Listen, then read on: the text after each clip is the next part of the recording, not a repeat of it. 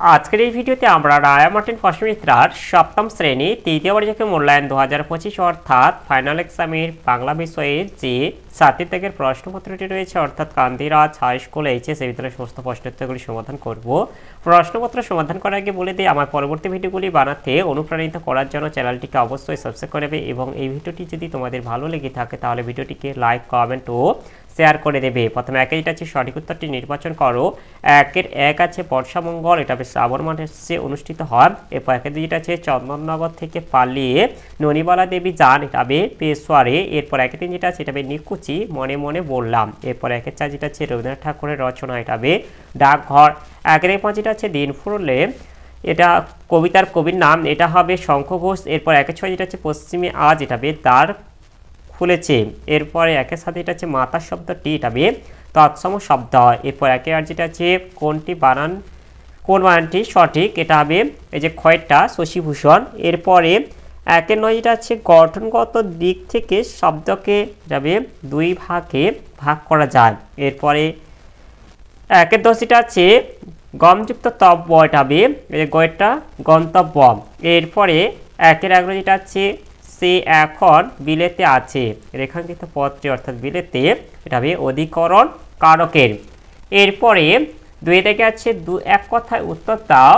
দুইয়ের এক যেটা আছে কোন প্রাচীন পথের রেখা ধরে তিনজন প্রসিদ্ধ বাঙালি তিব্বতে গিয়েছিলেন, এর উত্তরটি হলো এই যে কালিম্পং এর উপর দিয়ে রেনক রোড ধরে তারা গিয়েছিলেন। এরপরে দুইয়ের দুই যেটা আছে থিয়েটারে পটলবাবুর প্রথম পাঠ কি ছিল, তবে মৃত সৈনিকের। এরপর দুইয়ের তিন যেটা আছে শান্তিনিকেতন কোন জেলায় অবস্থিত, এটা হবে বীরভূম জেলায় অবস্থিত। এরপর দুই চার যেটা আছে পাখিরা কোথা থেকে কোথায় উড়ে যায়, এর উত্তরটি হলো এই যে পাখিরা ধানের ক্ষেত থেকে নিজের বাসার দিকে উড়ে যায়। এরপরে দুইয়ের পাঁচ যেটা আছে মাই বা বাড়ি ফিরলে কি বলবেন, এর উত্তরটি হলো এই যে খেলার মাঠ থেকে পায়ে ধুলো কাদা মেখে বাড়ি ফিরলে মা বলবেন যে পা দুটো খুব বিশ্রী। এরপরে দুইয়ের ছয়টা আছে অভিষেক কাকে বলে, এর উত্তরটি হলো এই যে রাজসিংহাসনে বসার প্রক্রিয়া বা বিশেষ বা মন্ত্র উচ্চারণের মাধ্যমে পূজাবেদিতে স্থাপনের অনুষ্ঠান। এরপরে দুইয়ের সাত যেটা আছে পুণ্য এর বিপরীত শব্দ কি, এটা হবে পাপ। এরপর দুইয়ের আট যেটা আছে একাই একশো, এই বাগধারাটির অর্থ কি, এর উত্তরটি হলো এই যে একাই সমস্ত প্রতিকূল অবস্থা সামলাতে পারে এমন। এরপরে দুইয়ের নয় যেটা আছে শ্বেতপর্ণের পদ্মকে এক কথা কি বলে, এটা হবে পণ্ডরিক। এরপরে দুইয়ের দশ যেটা আছে সম্বন্ধপদ কাকে বলে, এর উত্তরটি হলো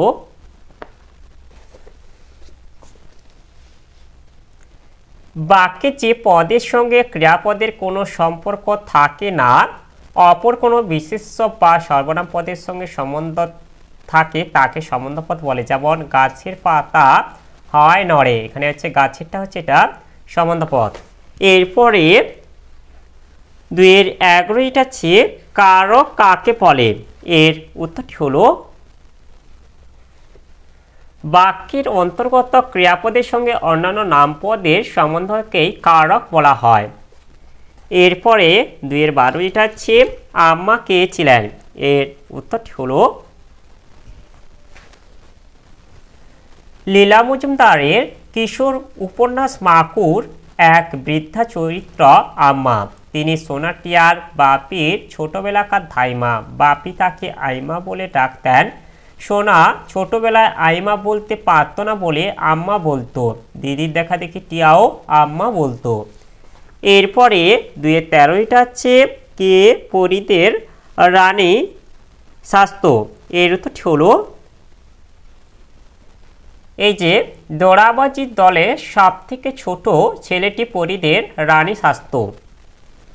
এরপরে তিনে দাগে যেটা আছে সংক্ষেপে উত্তর দাও যে কোনো পাঁচটি। তিনে দাগে এক যেটা আছে নববর্ষা বলতে কি বোঝো, এর উত্তরটি হলো নববর্ষা হলো নতুন বর্ষা। নববর্ষা বলতে আষাঢ় শ্রাবণ মাসের প্রথম বৃষ্টি অর্থাৎ নতুন বৃষ্টির কথা বলা হয়েছে, অর্থাৎ এ বৃষ্টি আসে গ্রীষ্মের প্রচণ্ড দাবদাহে পড়ে। এরপরে 3-2 যেটা আছে, পুলিশ কোন অভিযোগে তুকরিওয়ালা দেবীকে গ্রেপ্তার করেন? এর উত্তরটি হলো বনপো নিবারণের রডা কোম্পানি থেকে চুরি করা 7টা মশাল পিস্তল ও অন্যান্য অস্ত্রশস্ত্র তুকরিওয়ালা দেবী বাড়িতে লুকিয়ে রাখার অপরাধে পুলিশ তাকে গ্রেপ্তার করে। এরপরে 3-3 যেটা আছে, কবিতায় ভারতভূমিকে পুণ্যতীর্থ বলা হয়েছে কেন? এর উত্তরটি হলো ভারতীর্থ কবিতায় কবি রবীন্দ্রনাথ ঠাকুর ভারতবর্ষকে বিশ্ব মানবতার মহাতীর্থ বলে অভিহিত করেছেন। তীর্থক্ষেত্রের পুণ্যভূমিতে যেমন তীর্থযাত্রীরা ঈশ্বরের আরাধনায় নিজেদের সমবেত করে, ঠিক তেমনি এদেশের মাটির মহিমায় জাতিবর্ণ ধর্মে বিভেদ ঘুচে গিয়ে সমস্ত মানুষ মানবতার মন্ত্রে দীক্ষিত হয়ে নিজেদের সৌভ্রাতৃত্ব বোধে বন্ধনে আবদ্ধ করেছে। তাই কবি আলোচ্য কবিতায় ভারতভূমিকে পুণ্যতীর্থ বলেছেন। এরপরে 3-4 যেটা আছে, কথকরা কেন বলেছে কেই বা খুলে দেখছে রঙের বাক্স? এর উত্তরটি হলো ছোটদের মতে ভগবান যখন আকাশ জুড়ে নানা রঙের দৃশ্য রচনা করবেন তখন তারা তা দেখতে পাবে না, কারণ তখন তাদের ঘরে ফিরতে হবে। কিন্তু তারা এটাও জানে যে এই রঙের সংখ্যা জানা সম্ভব নয়। এরপরে 3-5 যেটা আছে, স্বর্গের শুরুয়া কেমনভাবে রান্না করা হতো? এর উত্তরটি হলো শুরুয়ার মধ্যে হোটেলওয়ালা তার দাড়ি গোঁফ ফেলে দিত এবং তা ঘেটে স্বর্গের শুরুয়া রান্না করা হতো। এরপরে 3-6 যেটা হচ্ছে, হোটেলওয়ালা আসলে কে? এর উত্তরটি হলো হোটেলওয়ালা প্রকৃতপক্ষে সার্কাসের নোটো মাস্টার অর্থাৎ অধিকারী মশাই। অনেকের কাছ থেকে টাকা ধার করে শোধ না করায় তার নামে হুলিয়া জারি হয়েছিল, তাই সে বনের মধ্যে আত্মগোপন করিয়েছিল হোটেলওয়ালা সেজে। এরপরে 4 দেখে আছে, কম বেশি 150 শব্দে নিচের প্রশ্নগুলির উত্তর দাও যে কোনো 5টি। 4-1 যেটা আছে, আষাঢ় মাসের বর্ষাকে কলকাতা শহরে মানায় না। কবির এই জাতীয় মন্তব্যের কারণ কি? এর উত্তরটি হলো আমরা এখান থেকে বলবো কলকাতায় বর্ষা কুলুস্তময়। রবীন্দ্রনাথের মনে হয় যেন ইট কাঠের এক বিশাল জন্তু তাকে গ্রাস করতে আসছে। বাড়ির ছাদে ঠোকর খেতে খেতে বৃষ্টি যেন খোঁড়া হয়ে যায়, তার নাচ গানের সৌন্দর্য বাধা পায়, তাই বর্ষায় কলকাতা শহরকে কবির বিশেষভাবে অপছন্দ। এরপরে 4-2 যেটা হচ্ছে, হে রুদ্রবীণা বাজো বাজো বাজো, রুদ্রবীণাকে কবিতার বেজে ওঠার প্রত্যাশী কেন? এর উত্তরটি হলো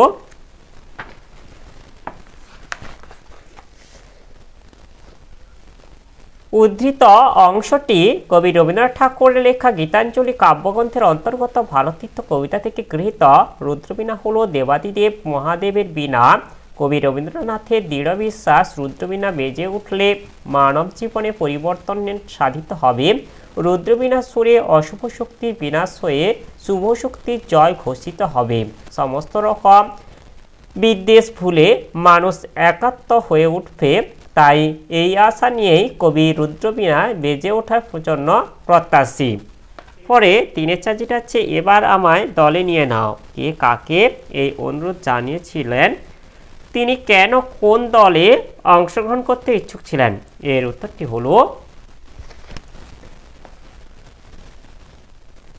স্বাধীনতা সংগ্রামী কমলা দাশগুপ্ত রচিত পাঠ্য স্বাধীনতা সংগ্রামের নারী নামক গদ্যাংশে দুকড়িবালা দেবী বনপো নিবারণ ঘটককে এই অনুরোধ জানিয়েছিলেন। দুকড়িবালা দেবী দেশের হয়ে কিছু করার জন্য, দেশের হয়ে প্রাণ দেওয়ার জন্য, দেশকে ইংরেজ সরকারের অধীনতা থেকে মুক্ত করার জন্য স্বদেশীদের দলে অংশগ্রহণ করতে ইচ্ছুক ছিলেন। এরপরে 4 যেটা আছে রাস্তায় ক্রিকেট খেলা রচনায় মূল বক্তব্য নিজের ভাষায় লেখো। এর উত্তরটি হলো, এর উত্তরটি আমরা এখান থেকে বলে দেব। এই যে পাঠ প্রসঙ্গ যেটা আছে এটাই বলে দেব, তোমরা দেখে নাও। এই যে এতটা তোমরা লিখে দেবে। এরপরে 4-5 যেটা আছে সোনাটিয়া কিভাবে তাদের বাড়ির লোকেদের সঙ্গে ঘরে ফিরতে পারলো। এর উত্তরটি হলো, এই যে এর উত্তরটি তোমরা এখান থেকে দেখে নাও, তোমরা এভাবে লিখে দেবে, এতটা লিখে দেবে। এরপরে 4-6 যেটা আছে হোটেলওয়ালার জন্মদিনে উৎসব কেমন হয়েছিল লেখো। এর উত্তরটি হলো, এই যে তোমরা এটা লিখে দেবে, এই যে হোটেলওয়ালার জন্মদিনে উৎসব কেমন হয়েছিল। এর উত্তরটি এই যে দেখে নাও ভালো হবে।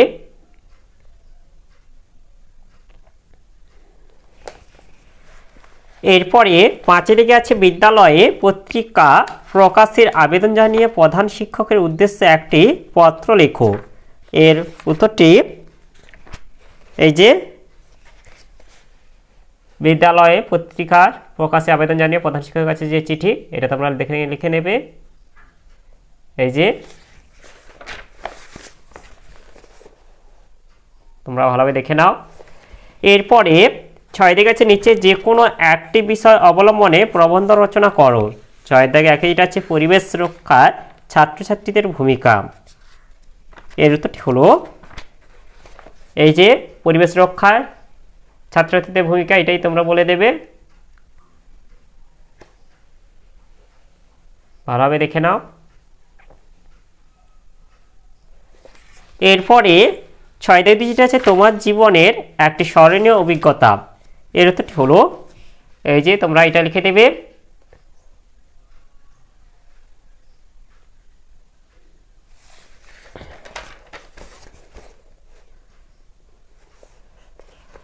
তাহলে আজকের ভিডিওতে আমরা সপ্তম শ্রেণী বাংলা বিষয়ের যে 7 দাগের প্রশ্নপত্রটি ছিল তা সমাধান করলাম। আর ভিডিওটি শেষ করার আগে বলে দিই, তোমরা যারা এখনো পর্যন্ত আমার চ্যানেলটিকে সাবস্ক্রাইব করোনি অবশ্যই চ্যানেলটিকে সাবস্ক্রাইব করে নেবে এবং বেল আইকনটি অল করে দেবে পরবর্তী ভিডিওগুলির নোটিফিকেশান তাড়াতাড়ি পাওয়ার জন্য।